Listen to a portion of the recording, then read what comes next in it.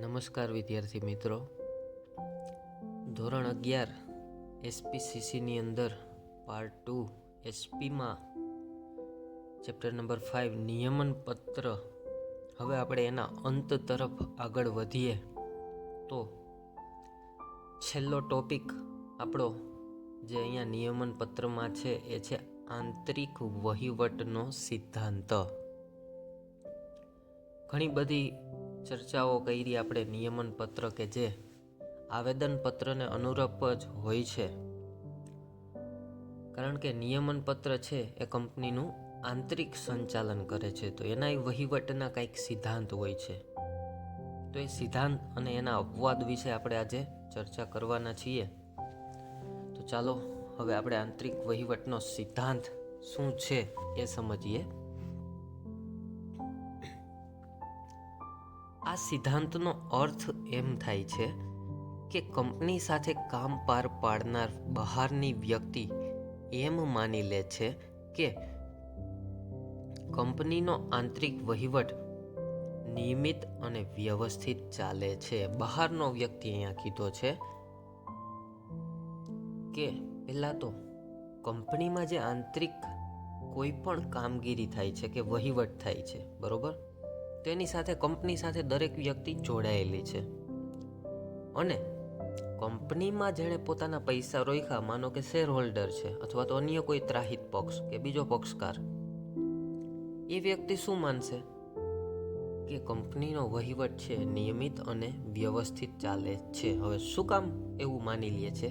કારણ કે કંપની સાથે કામ પાર પાડનાર વ્યક્તિઓ એટલે કે કંપની સાથે જોડાયેલા એના કર્મચારીઓ ટોટલી આવેદનપત્ર અને નિયમન પત્રની વિગતોનો જાણકાર છે એમ માની લેવામાં આવે છે. કારણ કે કંપની ધારા 2013 પ્રમાણે જ કંપનીએ જ્યારે સ્થાપના વિધિ કરે તો સર્વપ્રથમ એનો પાયાનો દસ્તાવેજ આવેદનપત્ર તૈયાર કરવું પડે, અને આવેદનપત્રની મર્યાદામાં રહી અને નિયમન પત્ર તૈયાર થાય છે. અને જ્યારે કંપનીની અંદર કામ કરનાર તમામ વ્યક્તિઓ કંપની સાથે જોડાય તો ત્યારે સ્પષ્ટપણે એણે નિયમન પત્રમાં સહી કરી અને નિમણૂક પત્ર મેળવવાનું રહે છે. એટલે એમ માની લેવામાં આવે છે.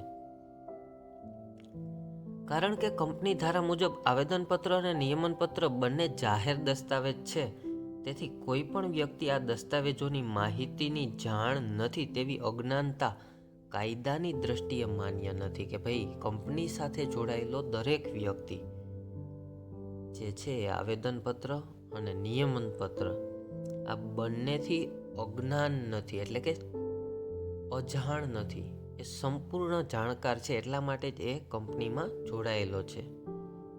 અને કોઈ કંપનીમાં જોડાયેલું હોય તો એવો દાવો પણ ન કરી શકે કે મને આવેદનપત્ર વિશે ખ્યાલ નથી અથવા તો નિયમન પત્ર વિશે ખ્યાલ નથી. એ અમાન્ય છે, બરોબર. સામાન્ય વ્યક્તિ એમ માની શકે છે કે કંપનીએ જે વ્યવહાર કરેલ છે તે આર્ટિકલ્સમાં જણાવેલ નિયમો પ્રમાણે જ કંપનીએ કર્યો હશે, કારણ કે આવેદનપત્રની મર્યાદા અને નિયમન પત્રની મર્યાદા એના દાયરામાં રહીને જ કંપનીએ કાર્ય કરવાનું રહે છે. જો કંપની એ સિવાયનું કાર્ય કરે જે નિયમમાં જ નથી તો એને કેવા કાર્યો આપણે ગણશું? સત્તા બહારના કાર્યો, બરોબર. જે કાર્યને આવેદનપત્ર અને નિયમન પત્ર અધિકૃત ઠરાવે છે, અધિકૃત એટલે કે માન્ય કરે છે, તે કાર્યને અમલમાં મૂકવાની બધી જ કાર્યવાહી કરવામાં આવી હશે. એટલે કે આવેદનપત્ર અને નિયમન પત્ર એ બંનેએ માન્યતા જે કાર્યને આપી દીધી એ કાર્ય કંપની કરી શકે. એ સિવાયનું કે એની બહારનું કાર્ય કોઈ પણ કરી શકે નહીં. તેમ સામાન્ય વ્યક્તિ માની શકે છે કે ભાઈ એ પોતાના દાયરામાં રહી, પોતાની મર્યાદામાં રહી અને કંપની કાર્ય કરે છે. આ નિયમનને આંતરિક વહીવટનો સિદ્ધાંત કહેવામાં આવે છે. કે ભાઈ આ જે સમગ્ર આપણે જે સમજૂતી પેરેગ્રાફની મેળવી એ એટલે કંપનીનો નિયમનને આંતરિક વહીવટનો સિદ્ધાંત તરીકે ઓળખવામાં આવે છે. કે ભાઈ સ્પષ્ટતા અહીંયા એક પેરેગ્રાફનો આપણે ટૂંકમાં સાર લઈએ તો આવેદનપત્ર અને નિયમન પત્રમાં રહી અને દરેક વ્યક્તિ પોતાનું કાર્ય કરે છે અને બહારની જે વ્યક્તિ છે જેણે ઇન્વેસ્ટમેન્ટ કરેલું છે એ લોકોને એવું માની લે છે અથવા તો એવું ધારી લે છે કે કંપની પોતાનું કાર્ય છે સુવ્યવસ્થિત કરી રહી છે. તો હવે આપણે જોયું કે ફાયદા હોય તો એની ક્યાંક ને ક્યાંક મર્યાદાઓ કે અપવાદ પણ રહેલા હોય છે. તો એ આંતરિક વહીવટ સિદ્ધાંતના હવે આપણે અપવાદો જોઈએ. તો પહેલો અપવાદ છે કે જ્યારે કંપની એવું કાર્ય કરે કે જે કાર્ય કરવાની કંપનીને સત્તા જ ન હોય તો તેવા કિસ્સામાં આંતરિક વહીવટનો સિદ્ધાંત લાગુ પડતો નથી. એટલે અહીંયા કેવું થઈ જાય કે ભાઈ કંપની કાર્ય કરવાની સત્તા નથી ને એ બહારનું કાર્ય કરે તો આપણે હમણાં જ કીધું એ પ્રમાણે કેવું કાર્ય થઈ જાય? સત્તા બહારનું કાર્ય. તો ન્યા એ સંજોગોમાં આ સિદ્ધાંત લાગુ ના પડે. બીજો ટોપિક છે, જ્યારે કંપનીમાંથી છળ કપટ કરીને દસ્તાવેજ મેળવવામાં આવ્યો હોય ત્યારે આ સિદ્ધાંત લાગુ પડતો નથી. એટલે કે ગેરરીતિથી કંપનીની જે ગુપ્ત માહિતી છે, બરોબર, એ માહિતી કે દસ્તાવેજો હોય એ લીક કરવામાં આવે, અયોગ્ય કરવામાં આવે અથવા તો કંપનીને બદનામ કરવા માટે થઈ અને છેતરપિંડી કંપની સાથે કરવામાં આવે ત્યારે પણ આંતરિક વહીવટનો સિદ્ધાંત લાગુ પડે નહીં. જ્યારે બાહ્ય વ્યક્તિને આંતરિક વહીવટની અનિયમિતતાની જાણ હોય ત્યાં આ સિદ્ધાંત લાગુ પડતો નથી, કારણ કે એ બહારની વ્યક્તિ છે અને કંપનીની અંદર શું થઈ રહ્યું છે, કેવા પ્રકારનો વહીવટ ચાલે છે એની જાણ હોય તો પણ આ આંતરિક વહીવટનો સિદ્ધાંત લાગુ પડે નહીં, કારણ કે એ વ્યક્તિ બહારની છે. કંપની સાથે કામ પાર પાડનાર વ્યક્તિને તપાસ કરવાનું જરૂરી બને છતાં તે તપાસ ન કરે, એટલે કે પોતાના કાર્યથી દૂર ભાગે. માનો કે કોઈ અધિકારી છે, પ્રોડક્શન ડિપાર્ટમેન્ટનો હેડ છે, હવે પ્રોડક્શનમાં ગેરરીતિ થતી હોય તો એ તપાસવાનું કાર્ય કે એની જવાબદારી કોની છે? પ્રોડક્શન ડિપાર્ટમેન્ટના હેડની. અને એ તપાસ જ ન કરે તો એવા સંજોગોમાં પણ આ સિદ્ધાંત લાગુ પડતો નથી. દેખીતી રીતે કંપનીના અધિકારીનું કૃત્ય સત્તા બહારનું હોય તો આ સિદ્ધાંત લાગુ પડતો નથી. માનો કે કંપનીમાં પ્રોડક્શન થતું હોય અને જે માલનું ઉત્પાદન થાય છે એ અયોગ્ય રીતે છાનમૂનો છળ કપટથી પોતે એ માલને વેચી નાખે અયોગ્ય રીતે, બરોબર, આ તો જસ્ટ એક્ઝામ્પલ છે કે અયોગ્ય રીતે એ વેચી નાખે અથવા તો પોતાની સત્તાનો દુરુપયોગ કરે, જે મળવાપાત્ર વેતન છે એ પોતાના કર્મચારીઓને ન આપે ત્યારે પણ આવો સિદ્ધાંત લાગુ પડે નહીં, કારણ કે એની ઉપર નિયમન પત્રના અનુસંધાને કાનૂની જોગવાઈ થઈ શકે. એ આપણે અગાઉ જોઈ ગયા છીએ કે ભાઈ સત્તાનો દુરુપયોગ થાય જે સત્તા બહારનું હોય તો ત્યારે એવા સંજોગોમાં પણ એના ઉપર કાયદાકીય પગલાં ભરવામાં આવે છે. ઉપરના અપવાદરૂપ સંજોગોમાં કંપનીના કિસ્સામાં આંતરિક વહીવટનો સિદ્ધાંત લાગુ પડતો નથી. એટલે કે આપણે એટલા મુદ્દા જોયા, એની અંદર કોઈ પણ પ્રકારે જો આવી ઘટનાઓ બને તો ત્યારે આ આંતરિક વહીવટનો સિદ્ધાંત લાગુ ન પડે.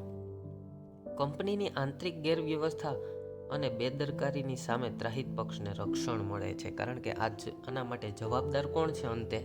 તો કે કંપની.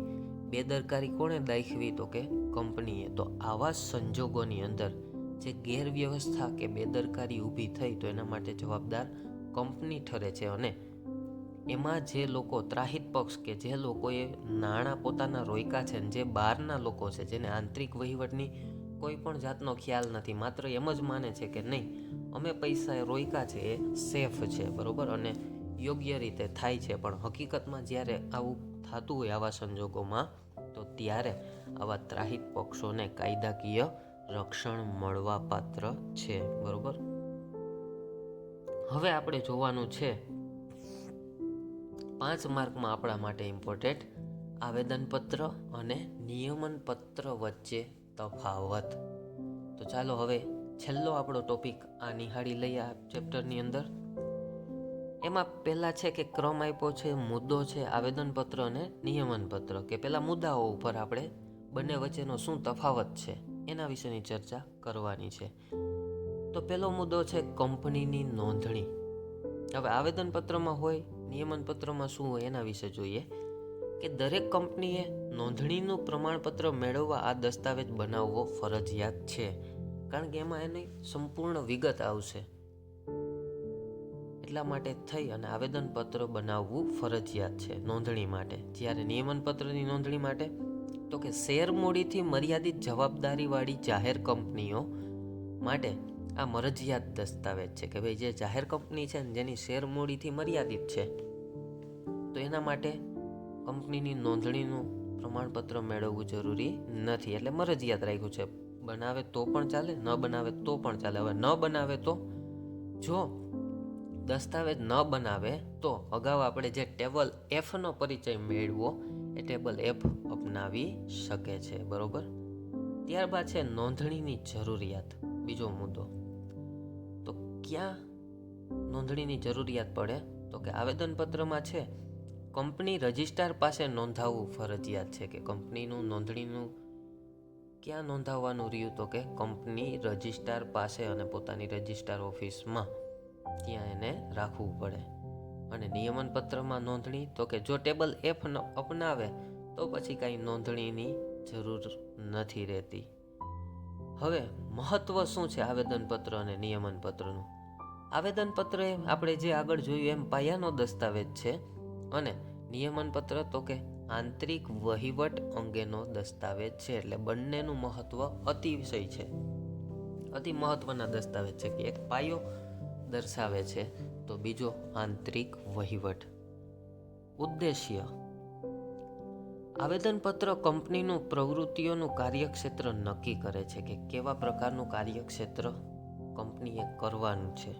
આવેદનપત્રમાં જણાવેલ કાર્યક્ષેત્રથી કંપની આગળ વધી શકે નહીં. કે ભાઈ કાર્યક્ષેત્ર નક્કી કરી લીધું, ફોર એક્ઝામ્પલ આપણે કોઈ ડ્રીમ કે કોઈ સપનું જોઈ લીધું કે હું ભવિષ્યની અંદર IAS કે IPS ઓફિસર બનીશ અથવા તો CA CS એવો કંઈક મોટા પદનો અધિકારી બનીશ, તો એ વ્યાજબી નથી. સપનું જોવું એ સારી બાબત છે, પણ એને સાકાર કરવા માટે થઈ અને મહેનત કરવી પડે. એટલે કે અહીંયા કહેવાનો મિનિંગ એટલો છે કે કાર્યક્ષેત્ર નક્કી થઈ ગયું એટલે એ પાર પડી ગયું એવું નહીં. ઉદ્દેશ્ય સારો છે કે ભાઈ કાર્યક્ષેત્ર નક્કી થાય છે, પણ એનાથી કંપની આગળ વધી શકે નહીં. એના માટે શું કરવું પડે તો નિયમનપત્રને અનુસરવું પડે કે કંપનીનો આંતરિક વહીવટ કેવી રીતે ચલાવવામાં આવશે તે નક્કી કરે છે. કે ભાઈ જે કાર્યક્ષેત્ર નક્કી થયું એને બહાર પાડવા માટે થઈ અને આંતરિક વહીવટ નિયમ અનુસાર ચાલે છે કે નહીં એ સમગ્ર બાબતો નક્કી કરવામાં આવે છે અને કાર્યક્ષેત્ર કે ઉદ્દેશ્યને અનુસંધાને એને પાર પાડવાના શક્ય તમામ પ્રયાસો કરવામાં આવે છે. હવે ફેરફાર જોઈએ. આવેદનપત્રમાં સહેલાઈથી ફેરફારો થઈ શકતા નથી, કારણ કે એ બહુ લાંબી પ્રક્રિયા છે. તેમાં ફેરફારો કરવા લાંબી વિધિ કરવી પડે, એટલે સમય, શક્તિ અને નાણાંનો દુર્વ્યય થાય. જે અટપટી અને ખર્ચાળ છે. ખાસ ઠરાવ પસાર કરવો પડે અને જરૂરી પરવાનગી લેવી પડે, કે કોર્ટની પરવાનગી લેવી પડે, સંચાલક મંડળની પરવાનગી લેવી પડે. એટલે બહુ લાંબી પ્રક્રિયા છે. ત્યારે આવેદનપત્રમાં કાંઈ ચેન્જીસ થઈ શકે, એ સિવાય થઈ શકે નહીં. જ્યારે નિયમનપત્રમાં ફેરફાર કરવો હોય તો કે નિયમનપત્રમાં સહેલાઈથી ફેરફાર થઈ શકે છે. જો બંનેમાં આપણે એક એક ટોપિક સમાન જ આવે છે, વાં સહેલાઈથી થઈ શકતો નથી, અહીંયા સહેલાઈથી થઈ શકે છે. શેર હોલ્ડરોની સામાન્ય સભામાં ખાસ ઠરાવ પસાર કરી ફેરફાર કરવામાં આવે છે.